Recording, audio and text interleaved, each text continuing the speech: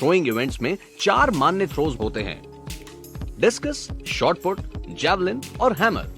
Discus throw एक track and field event है जिसमें एक एथलीट एक डिस्क फेंकता है। अपने प्रतिद्वंदी की तुलना में ज्यादा दूरी तक डिस्कस फेंकने वाला खिलाड़ी विजयी होता है। रिक्वायरमेंट्स: डिस्कस थ्रो में डिस्क की आवश्यकता होती है। खेल के लिए एक फील्ड तैयार किया जाता है जिसमें थ्रोइंग सर्कल, एक केज और लैंडिंग सेक्टर शामिल हैं। केज ऐसा होना चाहिए जो कि लगभग 25 मीटर पर सेकंड की रफ्तार से आती हुई डिस्क को रोक सके। केज कम से कम एक तरफ से खुला होना चाहिए, इसीलिए इसे अक्सर यू आकार में बनाया जाता है और इसे 34.92 डिग्री तक खोलने की जरूरत होती है। सबसे कम पॉइंट पर नेटिंग पॉइंट की ऊंचाई 4 मीटर होनी चाहिए। रूल्स: डिस्कस को एथलीट द्वारा थ्रोइंग सर्कल के अंदर से ही फेंका जा सकता है। थ्रोइंग सर्कल का व्यास 2.5 मीटर होता है। डिस्क फेंकने के दौरान एथलीट्स को थ्रोइंग सर्कल लाइन के ऊपर चढ़ने या क्रॉस करने की अनुमति नहीं है, हालांकि वो सर्कल के अंदर की सतह को छू सकते हैं।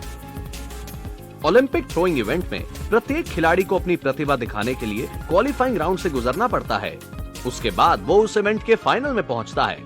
वहां भी उसको विभिन्न प्रकार के क्रमों में 6 प्रयास करने होते हैं। सबसे दूर फेंकने वाला खिलाड़ी विजेता होता है। फाउल: यदि एथलीट जमीन पर डिस्क के गिरने से पहले सर्कल छोड़ देता है तो इसे एक फाउल थ्रो माना जाएगा। डिस्क अगर लैंडिंग एरिया या सेक्टर के बाहर जाकर गिरती है तो उस थ्रो को अमान्य माना जाता है। Hammer throw: hammer throw athletics में एक महत्वपूर्ण खेल है। इसमें एक मेटल बॉल एक वायर से बंधी होती है और ऊपर पकड़ने के लिए हैंडल होता है जिसे खिलाड़ी अपनी ताकत से गोल घुमाते हुए दूर तक फेंकता है। रिक्वायरमेंट्स: खेल में इस्तेमाल होने वाला हैमर 3 उपकरणों से मिलकर बना होता है, जो है मेटल बॉल जिसे हेड कहते हैं। बॉल एक स्टील की तार से बंधी होती है जिसकी लंबाई 121.5 सेंटीमीटर होती है। तार के दूसरी छोर पे पकड़ने के लिए ग्रिप या हैंडल होता है। पुरुष 7.26 किलोग्राम के हैमर का इस्तेमाल करते हैं जिसका डायमीटर 110 से 130 मिलीमीटर के बीच का, और महिलाएं 4 किलोग्राम हैमर का इस्तेमाल करती हैं जिसका डायमीटर 95 से 100 मिलीमीटर के बीच का होता है। रूल्स: हैमर थ्रो के रूल्स डिस्कस थ्रो से काफी मिलते हैं, पर कुछ खास चीजों पर अलग से ध्यान देने की जरूरत है, जैसे कि हैमर थ्रोइंग सर्कल जिसका डायमीटर 2.135 मीटर है, हैमर इसके अंदर से ही फेंका जाता है। खिलाड़ी हैमर फेंकते वक्त इस सर्कल के भीतरी सतह को छू सकता है, पर सर्कल लाइन के ऊपर नहीं चढ़ सकता और ना ही पार कर सकता है। ऐसा करने पर फाउल काउंट होता है। प्रतिभागियों की सुरक्षा को ध्यान में रखते हुए केस के अंदर से थ्रो करवाई जाती है, जो केस आगे से 6 मीटर खुला हुआ होना चाहिए। हैमर थ्रो के अंदर खिलाड़ी थ्रो करते समय हैमर थ्रोइंग ग्लव्स का प्रयोग करता है। शॉट पुट: शॉट पुट को भारी धातु के गोलाकार वस्तु के साथ खेला जाता है जिसे शॉट भी बोलते हैं। इसका उद्देश्य शॉट पुट को जितना संभव हो सके दूर तक फेंकना होता है। इसके लिए ज्यादा शारीरिक शक्ति और संतुलन की आवश्यकता होती है।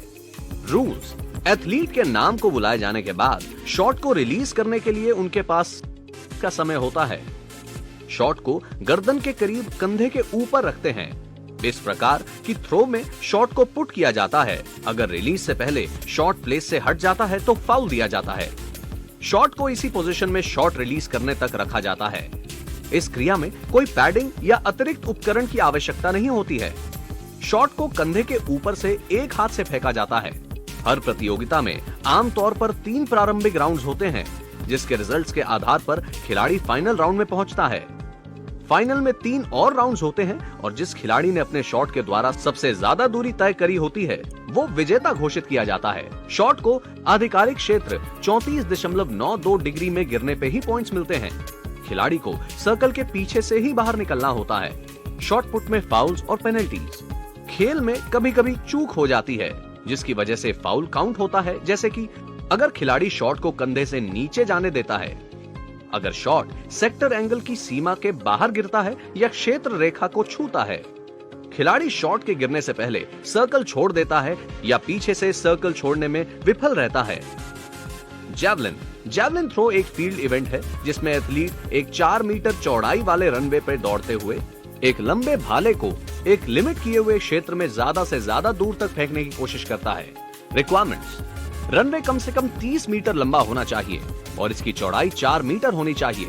रनवे के अंत में एक आर्च के आकार में फाउल लाइन होती है जिसकी चौड़ाई 7 सेंटीमीटर होती है। उसको स्क्रैच लाइन बोलते हैं। खेल में इस्तेमाल किए जाने वाला जेवलिन, इसके मुख्यतः 3 भाग होते हैं। मेटल से बना हुआ टिप या नुकीला भाग, लकड़ी या मेटल का बना हुआ शाफ्ट पाइप, बीच में धागे से बनी हुई ग्रिप होती है जो कि शाफ्ट के डायमीटर से 0.31 इंच ज्यादा हो सकती है। जैवलिन थ्रो में सेक्टर एंगल 28.96 डिग्री का होता है।